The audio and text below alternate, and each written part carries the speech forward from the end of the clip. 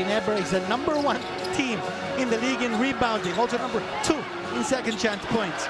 Pangalawa, kailan puputok si Nieto? And that's It's a miss coming off that break. So down by 8. This could go up to double digits right now.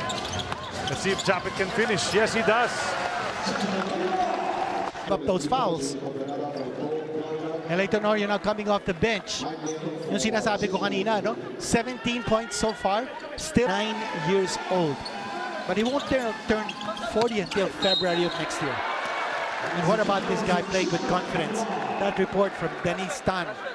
He's got a lot of ground to cover because, you know, as we know in the previous conference, he was playing hurt.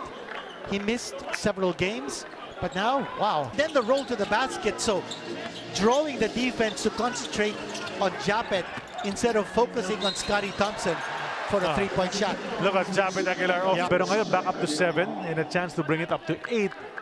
Pagpamasok pa itong Charity. What a luxury here for Coach Tim Cohn as JAPETH Aguilar scores 3 assists in this ball game against 16 for Rainer Shine. Down to 5 to shoot. Tenorio lobs it for JAPETH! Oh, what a pass! What a pass! The communication between... Ang ginawa dito, Wow, how was he able to get that with a one hand? that was a perfect pick and roll. A perfect execution of a pick and roll. The roll of JAPETH Aguilar. And then the pass. JAPETH against Santi. May baseline drive!